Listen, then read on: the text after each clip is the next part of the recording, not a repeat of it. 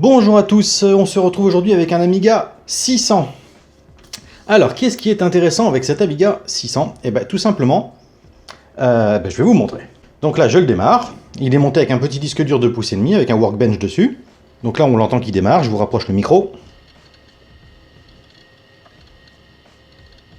Je ne sais pas si c'est vraiment audible, mais bon, on entend que le disque dur démarre.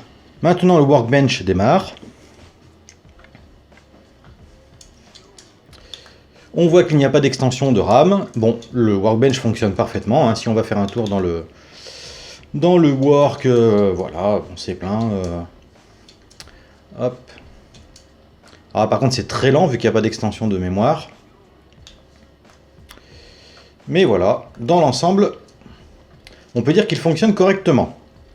Si je mets une disquette de démo, tac, je redémarre. Je pose le micro à côté des enceintes de la télé.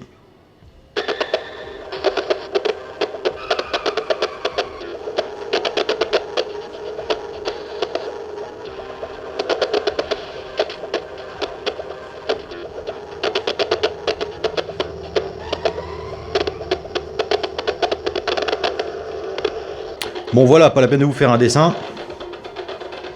Le son est complètement assuré, il n'y a pas de puissance, pas de précision. Donc là, il faut s'attendre à trouver un Amiga 600 avec des condensateurs qui ont coulé au niveau de l'amplificateur audio. Donc c'est parti pour un démontage et certainement pour une réparation.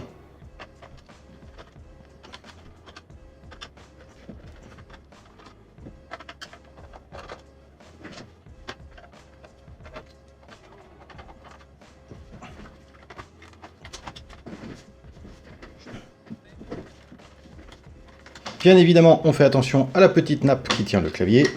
Tac.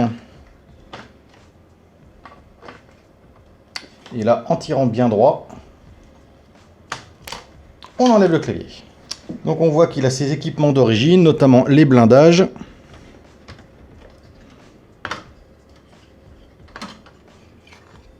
Hop, on enlève. Ah! Ça, c'est moche. Bon, en même temps, je pense pas que le disque dur va rester très longtemps. Hein. Ça, c'est pas le genre de truc qu'on garde. Mais il faudra que je trouve une autre nappe. Celle-ci est restée carrément bloquée sur la carte mère. Ensuite, on va enlever le lecteur de disquette. Tac. Donc, il aura juste un petit nettoyage parce que visiblement, il fonctionne. On va enlever. Tac. Tac. Ça se trouve, il n'a même jamais été ouvert. Parce que quand on voit comment sont refermées les languettes du blindage,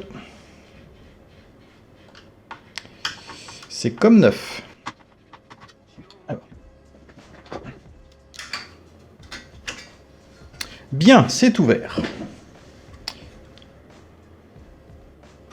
Alors là, on peut voir directement, pas besoin d'aller chercher bien loin. Si on regarde la partie ampli, voilà, on peut voir. Alors, je vais essayer de zoomer pour être plus proche, sinon je mettrai une lentille. Voilà, on voit que ici on a une patte qui est toute noire. On a des traces de poussière ici qui sont collées, donc typiquement couleur d'acide. Et là, je pense qu'on est bon pour remplacer l'ampli, en tout cas pour le démonter, refaire toutes les soudures proprement. Donc il va falloir dessouder un petit peu tout ce qui est sur cette zone. Et ben on va tenter de remettre cet ampli en route. Alors, ce qui est drôle, c'est que les condensateurs ne sont déjà pas les mêmes. À ce niveau-là, on a deux séries de condensateurs différents, au niveau de la couleur en tout cas. Et ce qui est super cool, je crois que le propriétaire m'en avait parlé, mais j'ai complètement oublié, c'est qu'on est sur une carte mère version 1, donc on est bien sur le A300, donc le prototype d'Amiga 600, qui normalement aurait dû être appelé A300 par Commodore. Donc là, on est sur une machine qui est plutôt rare, surtout en état de fonctionnement, parce que je l'avais déjà dit dans une vidéo, mais moi j'en ai un, mais qui ne fonctionne plus. À la différence que sur le mien, il me semble qu'il y a un composant ici. Ah, je vais aller vérifier ça tout de suite. Eh bien, en fait, il se pourrait qu'on soit carrément sur un prototype encore plus prototype que la mienne, puisque la mienne est une version 1.1, voilà, avec un composant sur XU1. Et sur celle-ci, eh bien, on est sur vraiment la version 1 tout court. et qui n'a pas ce composant. Ça me plaît. Donc l'avantage, c'est que la carte a l'air très très propre en surface. Je pense qu'on va pouvoir réparer l'ampli sans trop de problèmes. On a vu qu'il n'y avait pas de soucis sur l'IDE ni sur la vidéo, donc ça c'est super cool. On va juste s'attaquer à l'audio. Allez, c'est parti, on démonte la carte. Donc je viens de retirer les condensateurs. Ce qu'on peut voir, eh bien, c'est qu'il y a des traces d'acide super graves. Ici aussi, au niveau de la sortie audio, donc il y a une piste qui a carrément été mangée. Par contre, bonne nouvelle, strictement rien au niveau de l'IDE. Donc là, on peut voir que les pistes sont vraiment oxydées, hein, sont vraiment moches. Donc là, il va y avoir un très gros travail de nettoyage.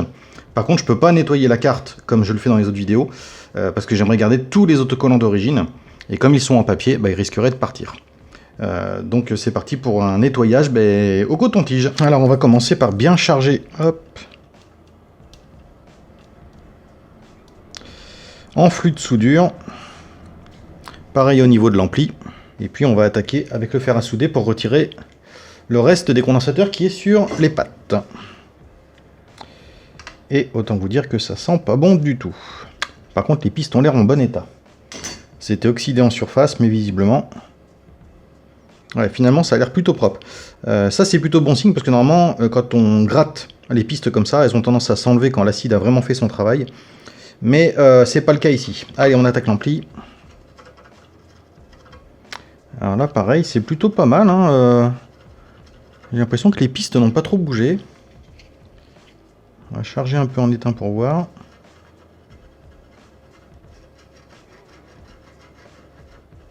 Ouais, ça paraît pas mal du tout ça.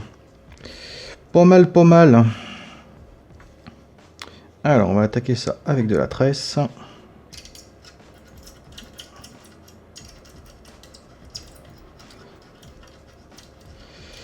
Et là, je pense qu'on peut faire un constat. C'est que les pistes me paraissent... déjà, elles sont carrées. Et donc, beaucoup plus grosses que celles d'un Amiga 600 classique. Et effectivement, si on regarde sur une révision 1.5... on voit que on est revenu aux toutes petites pistes qu'on retrouve sur les 1200. Et donc celles-ci sont très fragiles et se cassent, contrairement à celles-ci qui sont carrées, très épaisses. Et je pense que c'est ce qui va permettre de sauver cet Amiga, c'est que la conception doit être un petit peu plus rustique. Des fois en électronique, ils veulent absolument tout simplifier et rendre ça le plus fin possible, mais du coup au risque de fragiliser. Et là du coup ça n'a pas l'air d'être le cas du tout. Alors ce qui est marrant, c'est pareil, c'est que c'est pas le même ampli que sur les autres Amiga. Sur les autres Amiga, c'est un ampli Sony LF347. Et là, celui-ci, c'est un autre modèle. Il est marqué, c'est un STI, je crois. ST. C'est pas le même modèle. Bon, ça, c'est pas grave. Par contre, si jamais il est grillé, ce serait bien de retrouver exactement le même. Voilà, je vous fais quelques photos pour vous montrer un petit peu l'état de la carte. Et franchement, elle est super propre. Et donc le composant est bien marqué 347, donc comme le F347 de chez Sony. Mais par contre, ça doit être une autre marque, ST. Donc on va s'attaquer maintenant à la partie condensateur qui se trouve derrière la prise clavier pour faire le même nettoyage. Donc là, on va utiliser exactement la même méthode, c'est-à-dire recharger les pistes, qui là aussi sont des grosses pistes carrées. Voilà. Un coup de tresse à dessouder.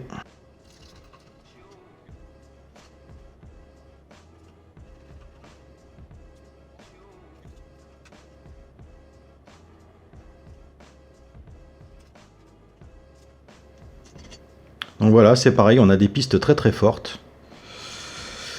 Et donc ça devrait être assez facile à réparer. Voilà, donc je viens de retirer l'ampli. Donc il est là, bon il y a un petit peu de saleté dessous, mais rien de grave. Donc on peut voir que toutes les pistes sont en état. Et là pour le dessouder, du coup je n'ai pas utilisé l'air chaud. Mais en fait j'ai saturé d'étain en fusion toutes les pattes du composant. De façon à ce qu'il fonde des deux côtés et qu'on puisse le retirer comme ça. Pourquoi? Tout simplement parce que je tiens à éviter un maximum de risquer d'abîmer la carte. Donc là, j'ai totalement proscrit l'air chaud, qui a quand même un pourcentage de chance d'abîmer la carte, même si ça ne m'est jamais arrivé. Voilà, par sécurité, j'ai préféré entièrement le dessouder directement au fer et en le saturant d'étain en fusion. Maintenant, je vais passer un coup de stress à dessouder. Alors j'ai surchargé aussi en flux de soudure. Hein. Je prends vraiment aucun risque. Bon voilà, toutes les pistes sont en bon état, là il n'y a pas de souci. Donc un bon nettoyage de l'amplificateur audio, remplacement des condensateurs, nettoyage, neutralisation de l'acide, et on est reparti pour un test. Bien, on attaque donc la partie suivante. La carte a été nettoyée. J'ai nettoyé aussi l'amplificateur audio, qui se trouve ici, et qui normalement ne devrait pas poser de problème, puisqu'il n'a pas l'air abîmé. Je vais croiser les doigts. Bon, si ça marche pas, je mettrai un autre ampli, mais je tiens à garder quand même l'ampli qui était dessus d'origine. Puisque si ça se trouve, les modèles 1.1 de ces révisions-là n'étaient montés qu'avec ce genre d'ampli audio. Donc si je le remplace, eh bien, on n'est plus dans la cohérence de la fabrication d'origine. L'ampli est correctement soudé, on va pouvoir faire un test tout de suite. Pour ça, c'est très simple, on va brancher, hop, l'ADB23 pour la vidéo. Ah bah oui, mais j'ai pas remis les... Hop là. On va d'abord ressouder les RCA que j'avais enlevés pour pouvoir nettoyer toute cette partie-là correctement.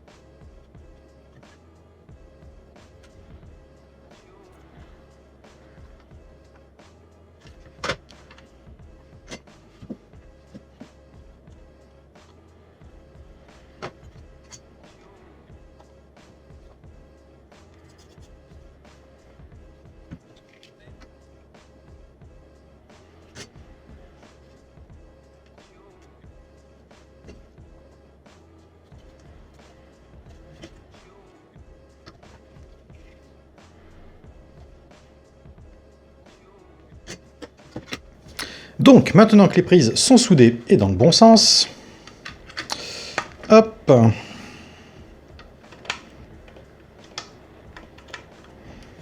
on va brancher l'alimentation. Pour le test, on va reprendre le lecteur de disquette qu'on a utilisé au tout début. On va reprendre la disquette de Razor, Razor 1911, qui est en général la démo que j'utilise à chaque fois sur mes vidéos. Le câble d'alimentation. Hop, allez, on met ça en route et on voit ce que ça donne.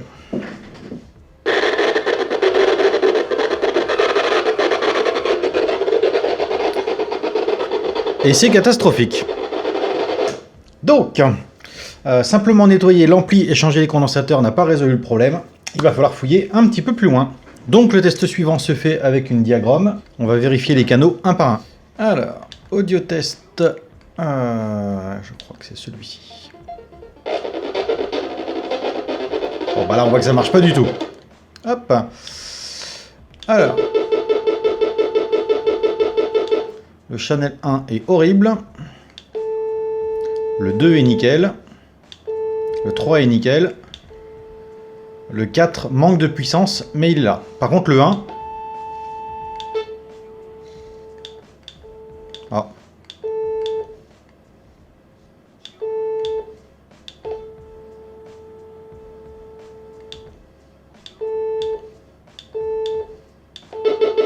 Voilà. Le 1 a vraiment un souci, donc on va supprimer... on va vérifier déjà au niveau de Paula en appuyant dessus. Ça ne change rien. Et pareil pour le channel 4. Donc, pour corriger ce 1 qui marche vraiment pas bien, eh bien on va du coup redessouder l'amplificateur audio. Et donc en souder un qui est fonctionnel. Bon, je viens de remplacer l'ampli. Donc l'ampli c'est le fameux LF340F. qui est l'ampli qu'on trouve sur toutes nos machines Amiga. C'est un ampli tout ce qui est de plus standard, donc il se trouve encore très facilement, même en neuf. Donc, je l'ai remplacé, et maintenant sur le channel 1, on a un son fort et clair. Pareil pour le 2. Alors, si on a l'oreille un peu fine, je sais qu'il y a un musicien qui me regarde, qui regarde mes vidéos, qui m'avait fait la réflexion la dernière fois sur la tonalité. On peut entendre qu'il y a une différence entre le channel 1.4 et 3.2.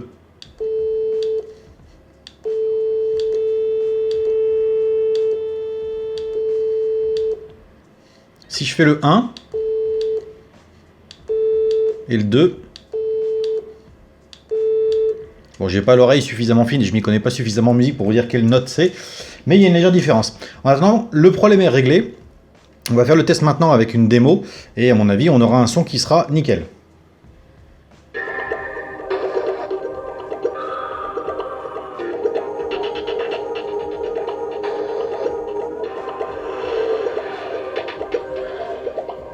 Bon, là c'est clairement bon. On entend que toutes les pistes sont là et que le son est propre et net.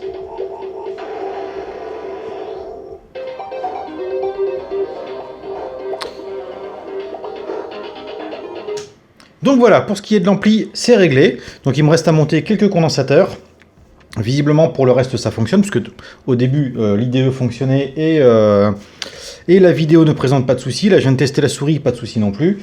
Donc, il ne reste plus qu'à faire un gros nettoyage sur la plasturgie, et puis remonter tout ça, puis faire un dernier test, bien évidemment. Allez, c'est parti pour le gros nettoyage, et on remplace les condensateurs. Bien évidemment, on ne peut pas restaurer l'Amiga complet sans passer par la restauration du lecteur de disquette. Bon, il fonctionne parfaitement, on va juste aller vérifier qu'il n'y ait pas de graisse figée ou de saleté un peu partout. Hop.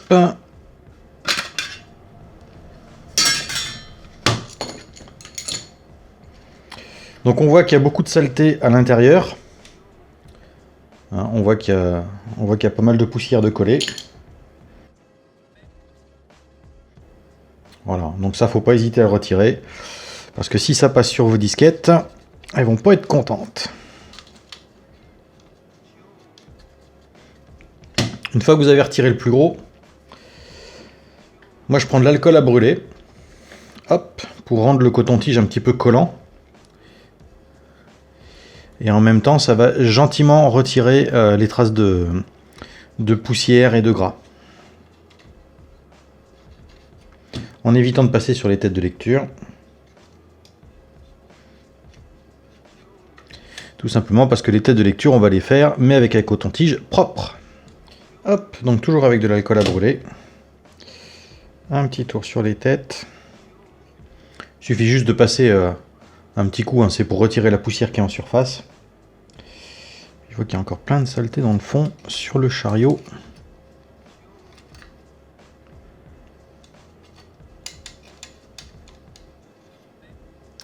Là. Ensuite, de la super graisse pour la vis sans fin. Hop, on va essayer d'en mettre au tout début de la vis. Voilà. Un petit peu sur le rail qui se trouve ici. Alors là, faut pas en mettre beaucoup. Parce que c'est juste pour le confort. Et là, pareil. Un petit peu. Alors, celle-là, c'est plus pour éviter le bruit, en fait. On va avoir un meilleur coulissement du chariot sur le métal. Et avec le temps, en fait, le chariot se... Comment dire ? Le plastique se polit. Et il fait un bruit de friction sur le métal que l'on peut supprimer en mettant un tout petit peu de graisse. Voilà, ça c'est purement confort. Donc voilà, pas besoin d'aller plus loin. Pas de condensateur particulier en façade comme sur certains modèles Chinon. Bon voilà, dans l'ensemble c'est très propre. On a un petit condensateur ici, mais on voit qu'il est en parfait état.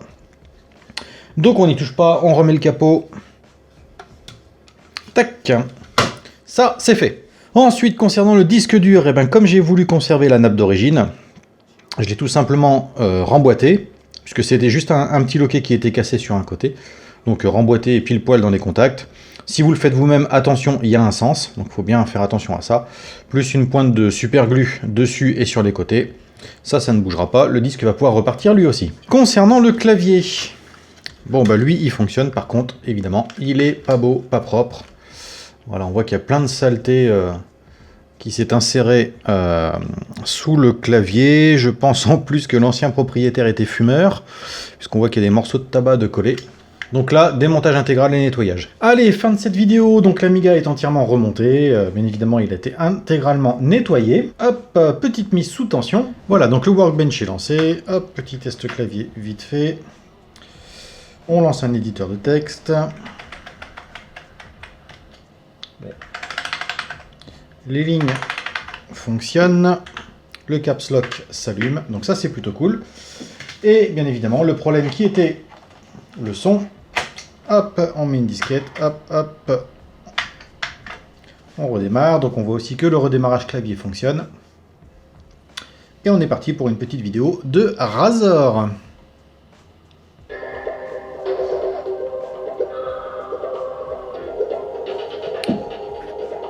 Et avec un son qui fonctionne parfaitement bien. Donc voilà, fin de cette vidéo. Si jamais vous avez des informations sur les révisions 1 et 1.1, donc les Amiga 300, bah écoutez, je vous invite à les partager, puisque bah, je ne suis pas suffisamment anglophone pour aller chercher les informations sur les sites, sur les autres sites. Ce sera intéressant d'aller voir aussi sur les sites allemands et polonais, parce qu'ils sont quand même assez riches. Et bien voilà, partager ses connaissances là-dessus. Voilà, donc bien cette réparation est terminée. Je vous remercie d'avoir regardé cette vidéo, et je vous dis à très bientôt.